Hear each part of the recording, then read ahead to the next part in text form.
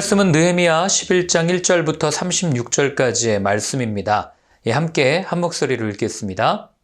백성의 지도자들은 예루살렘에 거주하였고 그 남은 백성은 제비 뽑아 10분의 1은 거룩한 성 예루살렘에서 거주하게 하고 그 10분의 9는 다른 성읍에 거주하게 하였으며 예루살렘에 거주하기를 자원하는 모든 자를 위하여 백성들이 복을 빌었느니라. 이스라엘과 제사장들과 레위 사람들과 느드님 사람들과 솔로몬의 신하들의 자손은 유다 여러 성읍에서 각각 자기 성읍 자기 기업에 거주하였느니라. 예루살렘에 거주한 그 지방의 지도자들은 이러하니 예루살렘에 거주한 자는 유다 자손과 베냐민 자손 몇 명이라. 유다 자손 중에는 베레스 자손 아다야이니 그는 우시아의 아들이요 스가랴의 손자요 아마랴의 증손이요 스바랴의 현손이요 마할랄렐의 오대손이며 또 마아세야니 그는 바룩의 아들이요 고로세의 손자요 하사야의 증손이요 아다야의 현손이요 요야립의 오대손이요 스가랴의 육대손이요 실로 사람의 칠대손이라. 예루살렘에 거주한 베레스 자손은 모두 468명이니 다 용사였느니라. 베냐민 자손은 살루이니 그는 무술람의 아들이요 요에스의 손자요 부다야의 증손이요 골라야의 현손이요 마아세야의 오대손이요 이디엘의 육대손이요 여사야의 칠대손이며 그 다음은 갑배와 살레 등이니 모두 928명이라. 시그리의 아들 요엘이 그들의 감독이 되었고 하스누아의 아들 유다는 버금이 되어 성읍을 다스렸느니라. 제사장 중에는 요아립의 아들 여다야와 야긴이며 또 하나님의 전을 맡은 자 스라야이니 그는 힐기야의 아들이요 무술람의 손자요 사독의 증손이요 무라요스의 현손이요 아이두베의 오대손이며 또 전에서 일하는 그들의 형제니 모두 822명이요 또 아다야이니 그는 여로함의 아들이요 블라야의 손자요 암시의 증손이요 스가랴의 현손이요 바스울의 오대손이요 말기야의 육대손이며 또 그 형제의 족장된 자이니 모두 242명이요 또 아마세이니 그는 아살렐의 아들이요 아으세의 손자요 무실레못의 증손이요 임멜의 현손이며 또 그들의 형제의 큰 용사들이니 모두 128명이라. 하그돌림의 아들 삽디엘이 그들의 감독이 되었느니라. 레위 사람 중에는 스마야이니 그는 핫수베 아들이요 아스리감의 손자요 하사베아의 증손이요 분니의 현손이며 또 레위 사람의 족장 삽부대와 요사바시니 그들은 하나님의 전 바깥 일을 맡았고 또 아삽의 증손 삽디의 손자 미가의 아들 mat다냐이니 그는 기도할 때 감사하는 말씀을 인도하는 자가 되었고 형제 중에 박부기아가 버금이 되었으며 또 여두둔의 증손 갈랄의 손자 삼무의 아들 압단이 거룩한 성의 레위 사람은 모두 284명이었느니라. 성 문지기는 악굽과 달몬과 그 형제이니 모두 172명이며 그 나머지 이스라엘 백성과 제사장과 레위 사람은 유다 모든 성읍에 흩어져 각각 자기 기업에 살았고 느디님 사람은 오벨에 거주하니 시하와 기스바가 그들의 책임자가 되었느니라. 노래하는 자들인 아삽 자손 중 미가의 현손 mat다냐의 증손 하사베아의 손자 바니의 아들 우시는 예루살렘에 거주하는 레위 사람의 감독이 되어 하나님의 전 일을 맡아 다스렸으니 이는 왕의 명령대로 노래하는 자들에게 날마다 할 일을 정해주었기 때문이며 유다의 아들 세라의 자손 곧 무세사벨의 아들 부다이아는 왕의 수하에서 백성의 일을 다스렸느니라. 마을과 들로 말하면 유다 자손의 일부는 기럇 아르바와 그 주변 동네들과 디본과 그 주변 동네들과 여갑스엘과 그 마을들에 거주하며 또 예수아와 몰라다와 벳벨렛과 하살수알과 부엘세바와 그 주변 동네들에 거주하며 또 시글락과 무구나와 그 주변 동네들에 거주하며 또 에느림몬과 소라와 야르못에 거주하며 또 사노아와 아둘람과 그 마을들과 라기스와 그 들판과 아세가와 그 주변 동네들에 살았으니 그들은 부엘세바에서부터 흰놈의 골짜기까지 장막을 쳤으며 또 베냐민 자손은 게바에서부터 믹마스와 아야와 베델과 그 주변 동네들에 거주하며 아나돗과 놉과 아나냐와 하설과 라마와 기타임과 하딧과 스보임과 느발랏과 로드와 오노와 장인들의 골짜기에 거주하였으며 유다에 있던 레위 사람의 일부는 베냐민과 합하였느니라. 지난주에는 굉장히 매서운 한파가 한반도를 강타했습니다. 너무나도 추워서 어떤 기상캐스터는 라면을 이렇게 젓가락을 대가지고 밖에다 놨더니 이렇게 얼었다 이런 것을 보여주기도 했는데요. 우리가 추운 겨울을 이렇게 지내다 보면 그 겨울을 묘사하는 여러 가지 말들 가운데 이 생명력이 없는 계절이다, 너무 추워서 이런 표현들을 많이 듣게 됩니다. 그런데 저는 겨울이 되면 될수록, 날이 추우면 추울수록 오히려 그 안에서 더 큰 생명력을 느끼게 됩니다. 사람들이 내뿜는 입김이나 아니면 사람들의 열기, 그리고 아무리 추운 날씨여도 사람들이 역동적으로 움직이는 그런 모습들을 보면서 야, 참 생명력 있는 계절 또한 겨울이구나라는 것을 느끼게 됩니다. 움직이니까요. 죽으면은 이 움직이지 않을 거 아니에요? 오늘 본문에 나오는 이 이스라엘 예루살렘의 모습도 그러합니다. 전쟁으로 인해서 폐허가 되고 아무것도 없는 것 같았던 그런 도시에 이제 사람들로 인해서 북적북적거리기 시작하고 사람들로 인해서 이렇게 생명력이 이렇게 막 움직여지는 그런 모습들을 우리는 보게 됩니다. 한숨으로만 가득했던, 절망으로만 가득했던 예루살렘의 생명이 충만한 도시로 이렇게 바뀌어 간다는 것을 본문을 통해서 알게 됩니다. 그런데 이제 예루살렘이 하나의 도시로서 역할을 하기 위해서 남겨진 한 가지 과제가 있었는데 그것은 무엇이었냐면 그 안에 사람이 살아야 한다는 문제였어요. 여러분, 아무리 성벽을 잘 쌓고 도시를 훌륭하게 지어놨어도 그 안에 사람이 없으면 그건 유령도시죠. 도시로서의 기능과 역할을 할 수 없지 않겠어요? 오늘 본문도 마찬가지입니다. 성벽을 쌓았고 그리고 포로들이 돌아왔지만 그러나 누가 그 예루살렘 안에 거할 것인가?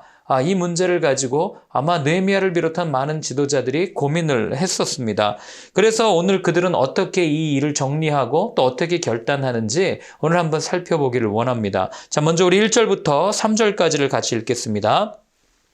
백성의 지도자들은 예루살렘에 거주하였고 그 남은 백성은 제비 뽑아 10분의 1은 거룩한 성 예루살렘에서 거주하게 하고 그 10분의 9는 다른 성읍에 거주하게 하였으며 예루살렘에 거주하기를 자원하는 모든 자를 위하여 백성들이 복을 빌었느니라. 이스라엘과 제사장들과 레위 사람들과 느디님 사람들과 솔로몬의 신하들의 자손은 유다 여러 성읍에서 각각 자기 성읍 자기 기업에 거주하였느니라. 예루살렘에 거주한 그 지방의 지도자들은 이러하니. 자, 느헤미야 11장은 예루살렘 안에 거했던 사람들의 명단을 우리에게 들려줍니다. 자, 그런데 이들이 그 안에 거하는 사람을 뽑았던 방법이 무엇이었냐면 하나님께서 사용하셨던 전통적인 방법을 그대로 사용합니다. 제비뽑기죠. 제비뽑기를 사용해서 그 안에 누가 살 것인지를 정한 겁니다. 그런데 여러분, 오늘날 아파트 청약하듯이 이걸 제비뽑기로 뽑았다. 그러면 그 안에 기대감도 있고 또 부푼 마음도 있고 여러 가지 설레임도 있겠지만 그러나 이 당시에 제비뽑기를 할 때의 분위기는 아마 그렇지 않았을 거예요. 왜냐하면 예루살렘이라는 도시 자체가 지금 거기에 아무것도 되어 있지 않아요. 상하수도는 물론이고 전기시설 그 당시에 아무것도 없었겠죠. 그리고 늘 불안해요. 사람들이 쳐들어올까 봐 두려워해야 되고 적들이 언제 공격할지 모르는 그런 도시에 거주해야 한다는, 그 거주를 위해서 제비를 뽑아야 된다는 그 현장에 여러분들이 계시다면 아마 내가 걸리면 어떡하지? 그런 마음이 사실 들었을 수도 있었을 겁니다. 자, 그런데 여기 있는 것처럼 위험하고 불안하고 불편한 이곳에 사람들이 제비 뽑아서 거주하기 시작하는데 여러분, 우리는 보통은 많은 사람들이 생각할 때 어제보다 더 나은 내일을 꿈꾸면서 살아요. 지금 사는 집보다 조금 더 넓은 평수에서 다음번 이사 갈 때는 그런 집에 거주하기를 바라고, 지금 타는 차보다 조금 더 좋은 차를 타고 싶어 하는 게 인간의 마음이에요. 더 나은 주거 환경을 말하는 거죠. 그런데 오늘 본문에 보면 제비 뽑아서 예루살렘에 거주했던 사람들의 이 모습을 보면 지금보다 더 못한 환경으로 들어가야 하는 그런 모습을 우리는 추측할 수 있습니다. 만약 여러분이라고 한번 생각해 보세요. 지금 내가 살고 있는 이 편안한 집을 내비두고 이사를 가야 되는데 거기에는 전기시설도 없어요. 상하수도시설도 없어요. 더군다나 언제 도둑이 들지 모르는 그런 불안한 지역으로 내가 가야 된다. 여러분, 누가 선뜻 기쁘게 내가 가겠습니다, 그 십자가를 내가 지겠습니다 하고 걸어갈 사람이 과연 몇이나 있겠냐고요. 아무리 믿음을 가지고 가라고 해도 누가 선뜻 갈 수 있었겠어요. 그러나 예루살렘이 예루살렘 되기 위해서는 누군가 그 안에 거주해야만 했던 거죠. 근데 이게 말처럼 쉬운 문제가 아니죠. 본인의 문제뿐만 아니라 가족들의 문제도 걸려있고 자녀들의 학업 문제도 걸려 있었을 거예요. 이 모든 것들을 포기하면서 신앙을 지킨다는 게 여러분 말처럼 쉽지 않다는 것 여러분들이 더 잘 아실 거예요. 하나님을 위해서 포기해야 한다는 말은 우리가 그동안 수없이 들어왔지만 그러나 막상 포기하는 것이 쉽지 않은 이유는 여러분, 그 포기에는 희생이 따르기 때문에 그렇습니다. 나 혼자만의 희생이라면 내가 아무 대가 없이 그냥 갈게요 라고 이야기할 수 있지만 나와 함께 사는 가족들의 희생 또한 포함되어져 있기 때문에 선뜻 결정하지 못할 때가 많이 있다는 거죠. 여러분, 우리가 선교를 할 때도 그래요. 선교라는 단어를 아는 것과 선교를 하러 나가는 것은 전혀 별개의 문제라고 하는 거예요. 누구나 선교를 이야기할 수 있지만 아무나 선교하지는 못하는 이유가 거기 있는 거죠. 자, 그럼 느헤미야는 이걸 어떻게 해결했을까? 오늘 거길 본문에 보면은요, 느헤미야가 가지고 있는 권력을 가지고 너랑 예루살렘으로 들어가 이렇게 이야기하지 않아요. 예루살렘은 느헤미야는 알았던 거예요. 이 문제는 강요한다고 해결될 문제가 아니라는 것을 알았죠.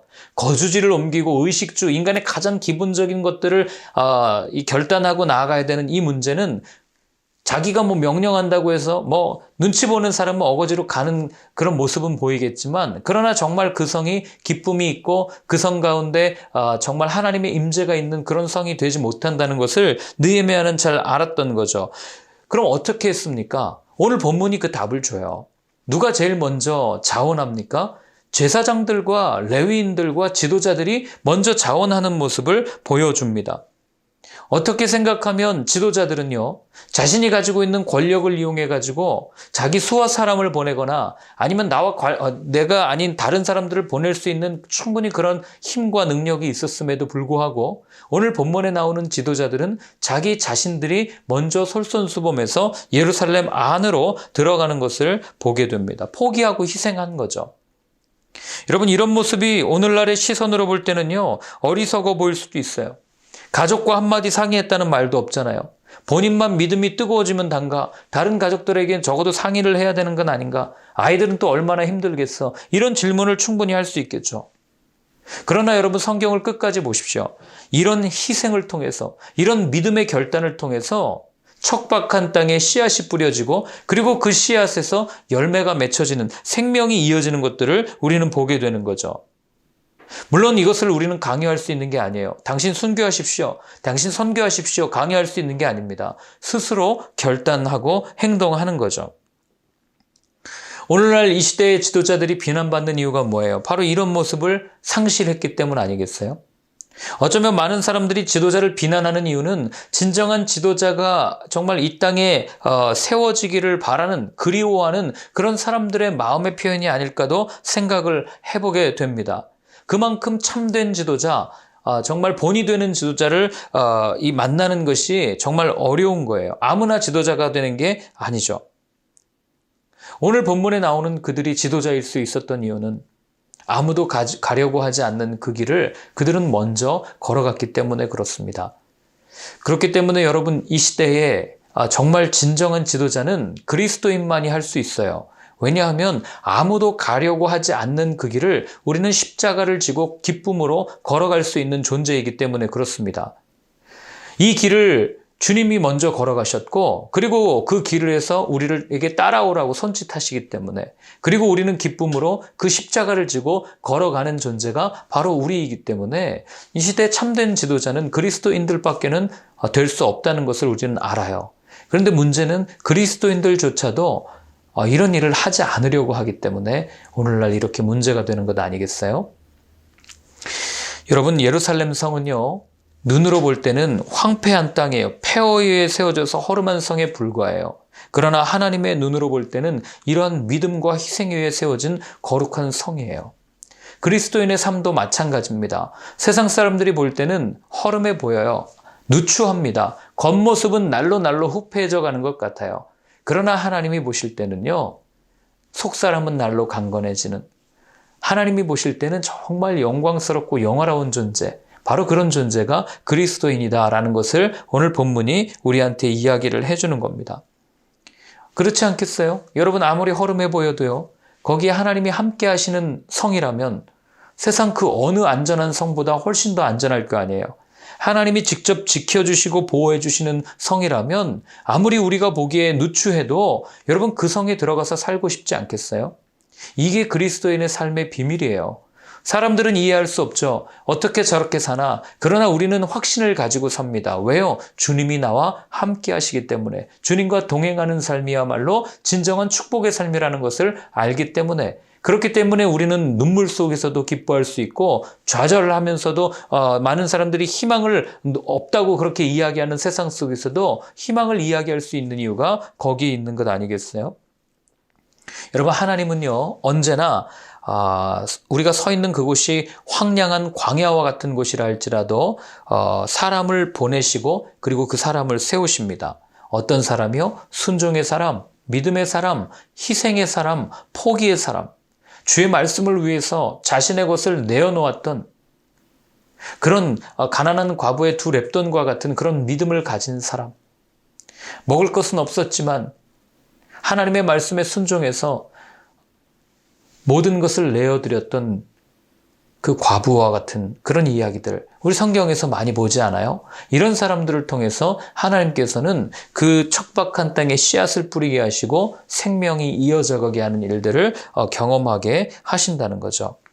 그래서 저는 꿈꿔요. 이 땅에 많은 것들이 무너졌다고 며칠 전에 말씀드리지 않았습니까? 기준이 사라져버린 이 시대 가운데 하나님은 기준을 세우시기를 원하십니다. 성벽 세우시기를 원해요. 정치라고 하는 영역이 무너진 성벽을 세울 사람, 경제라고 하는 영역이 무너진 성벽을 세울 사람, 또 연예계, 또 문화, 또 사회 각 영역이 무너진 성벽을 세울 사람들을 하나님께서는 찾고 계십니다.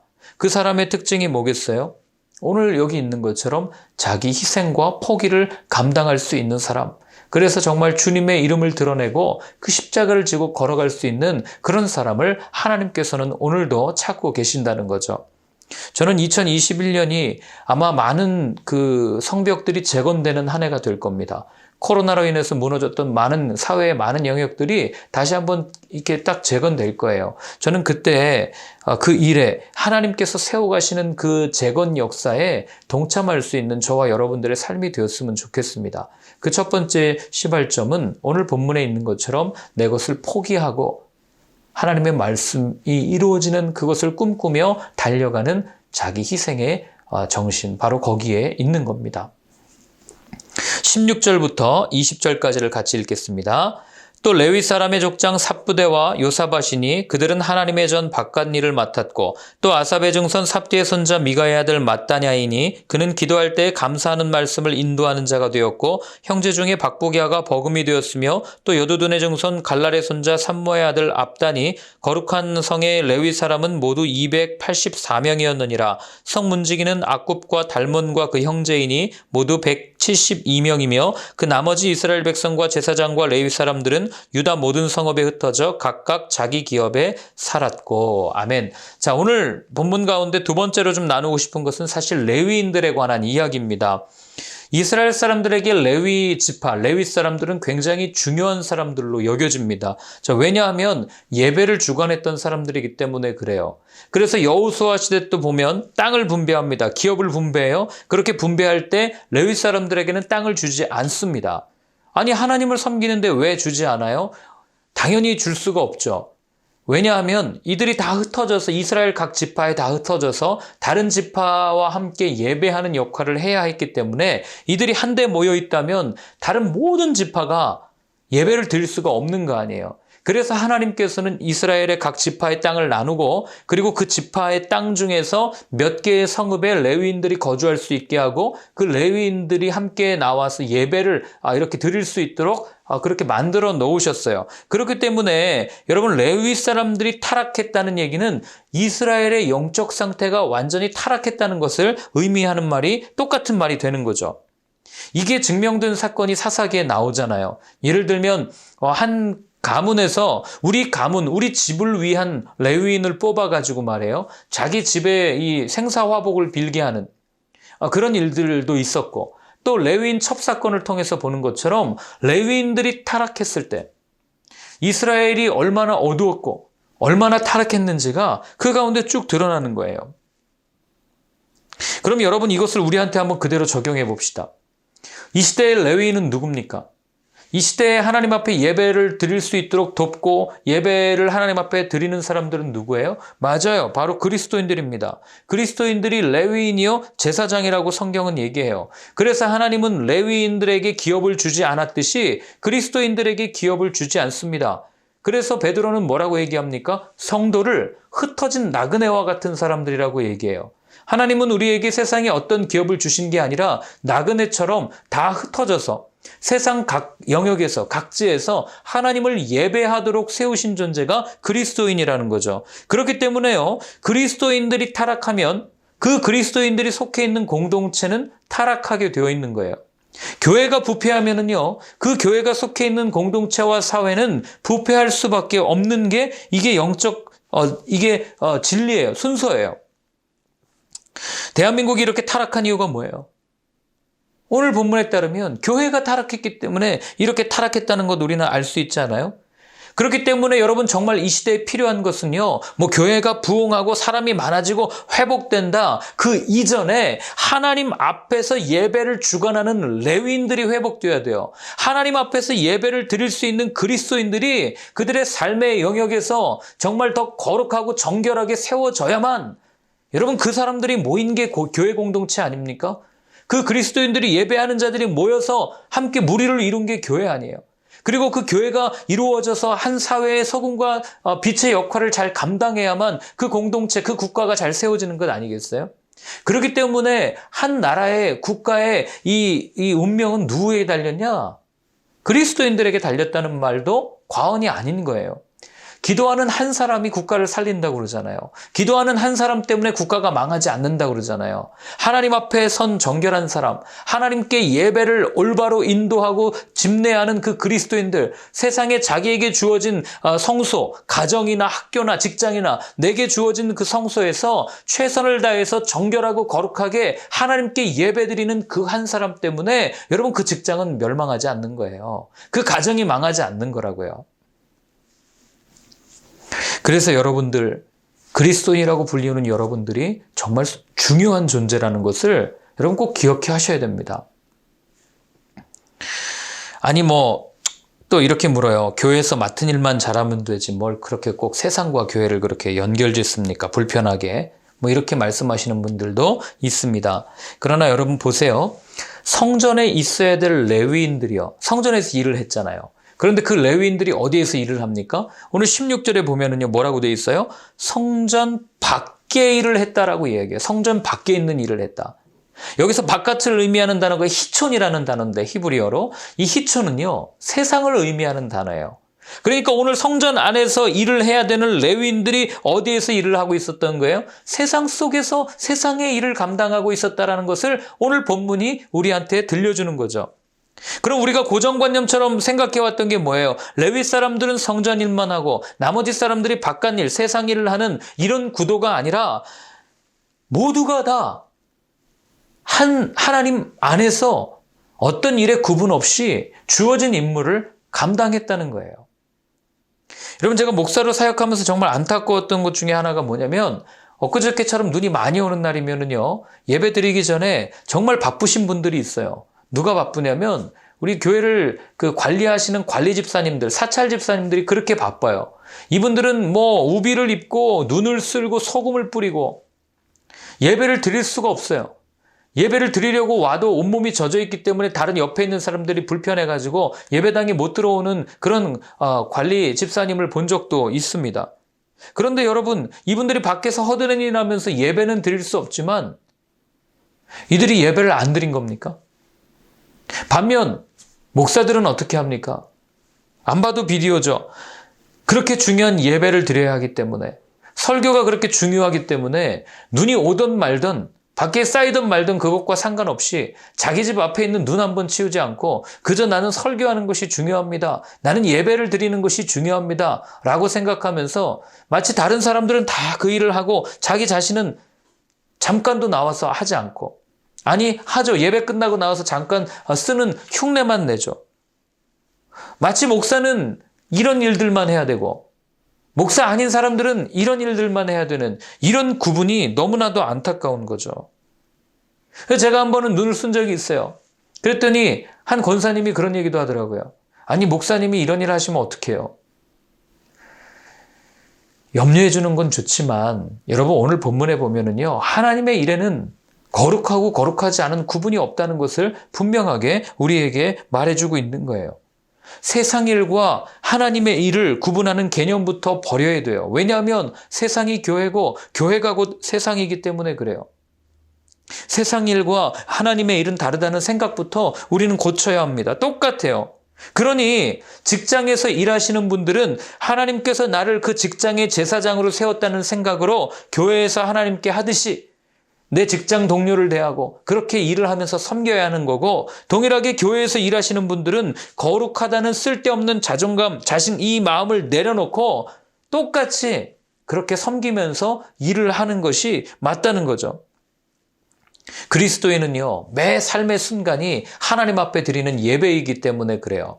가인과 아벨의 예배에서 우리가 딱 드러나잖아요. 하나님이 왜 가인의 제사는 안 받고 아벨의 제사만 받았습니까? 가인이 곡식 드려서 그랬습니까? 그게 아니고 가인이 그동안 살아왔던 삶의 태도가 하나님 보시기에는 엉망이었거든요. 그러니 하나님이 그 기쁘게 받겠냐? 그 얘기를 창세기에서 하고 있는 거 아닙니까? 그러니 여러분, 우리가 내 매 일상의 삶 속에서는 대충 하다가 교회에 와서만 거룩한 척 한다면 그 예배를 하나님이 받으시겠냐고요. 제가 늘 불편한 것 중에 한 가지가 그거예요. 집에서 아내랑 다투고 나서 설교하러 갈 때마다 표정이 굳어 있습니다. 가가지고 설교하면 그 설교가 되고 또 하나님은 그 설교를 기쁘게 받으시겠어요? 혹자는 그러더라고요. 이런 불편한 마음을 가지고도 설교를 하는 그 마음을 하나님께서는 받아주시지 않겠냐? 그렇게 이야기하기도 하지만 여러분, 그렇지 않아요.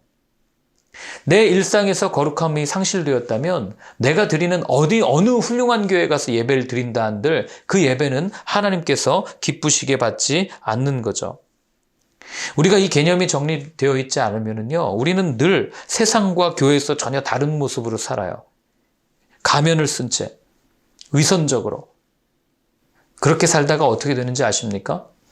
양과 염소로 분리될 때 양이 아니라 염소로 분리될 수 있는 위험을 가지고 있다는 이 사실을 여러분 잊으면 안 됩니다. 오늘 제가 크게 두 가지를 말씀드렸습니다.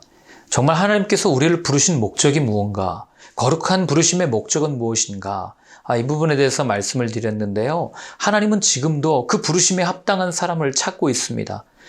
이 죽어져가는 세상, 이 썩어져가는 세상, 이곳에서 정말 아비규환처럼 살아가면서 저것이 전부인 것처럼 여기고 살아가는 저들에게 누군가는 가서 복음을 전해야 되고 누군가는 가서 십자가를 져야 되는데 누가 과연 갈고 하면서 안타깝게 세상을 바라보고 있어요. 여러분, 희생한다는 거는요, 언제나 힘들어요. 아파요. 눈물 납니다. 내 것을 깎아서 내줘야 되는데 안 아픈 사람이 어디 있겠어요. 그러나 눈을 들어 세상을 바라보십시오. 오늘날 우리가 사는 세상을 보세요. 누군가 죽지 않으면, 누군가 희생하지 않으면 이제는 더 이상 어쩔 수 없는 지경에까지 이르는 게 눈에 보이시지 않으십니까? 누가 희생해야 되겠어요? 누가 대신 죽어야 되겠습니까? 이 시대에 제사장으로 부르신 우리, 바로 그리스도인들이 세상에 나가서 희생하고 죽어야 하는 거예요. 시간을 쪼개서 그들과 함께 시간을 나누어주고 우리의 것을 포기하면서까지 세상을 품을 수 있는 그런 진짜 그리스도인, 섬김의 그리스도인, 그런 사람들이 늘어날 때 여러분, 이 땅에 교회는 오라고 해도 오지 말라고 해도 아마 모여들 거고요. 그런 사람들이 늘어갈 때 전도하지 않아도 그냥 세상 자체가 하나의 교회가 될 줄로 저는 믿습니다. 오늘 우리가 그렇게 한번 기도했으면 좋겠습니다. 이 땅의 교회들과 또 교회된 성도들을 위해서 중보할 때 하나님, 정말 하나님께서 우리를 부르신 그 목적을 잘 깨닫고 우리에게 맡겨주신 사명대로 또 우리에게 주신 소명대로 잘 사는, 섬기는, 희생하는 그런 삶을 살 수 있는 저희가 되게 하여 주옵소서. 이 땅의 교회가 되게 하여 주옵소서. 한번 같이 기도하겠습니다. 하나님 아버지, 하나님께서 우리를 세상 속에서 그리스도인으로 불러주셨습니다. 그 부르심은 우리를 거룩하게 하여 다시 세상에 나아가 하나님의 사랑을 증거하게 하기 위해서 우리를 부르셨다는 것 잘 압니다. 하나님, 그러나 우리는 그 부르심을 알고도 내가 손해보는 것이 싫어서, 내가 희생하는 것이 싫어서, 내가 섬기는 것이 싫어서, 내가 낮아지는 것이 싫어서 그 섬김을 온전히 감당하지 못할 때가 얼마나 많은지 모릅니다. 주님, 오늘 결단합니다. 정말 주님께서 자신의 생명을 내어주시면서까지 우리를 품어주셨던 것처럼 하나님, 우리 역시도 내가 가지고 있는 것을 포기하고 설사 다 잃는다 할지라도 그 가운데 사랑을 실천하고 복음을 증언하며 주님의 제자답게 살아가는 이 땅의 모든 교회와 또 모든 성도님들의 삶이 되어질 수 있도록, 아니 나 자신이 되어질 수 있도록 주님 인도하여 주시옵소서. 이제는 우리 주 예수 그리스도의 크신 은혜와 하나님 아버지의 사랑과 성령의 인도하심이 십자가에서 자기 자신을 온전히 찢으면서까지 희생하며 생명을 내어주신 그 예수님의 모습을 본받고 더 나아가 우리를 부르신 그 목적대로 살겠다고 다짐하는 모든 분들 머리 위에 이제로부터 영원까지 늘 함께하여 주옵시기를 간절히 축원하옵나이다. 아멘.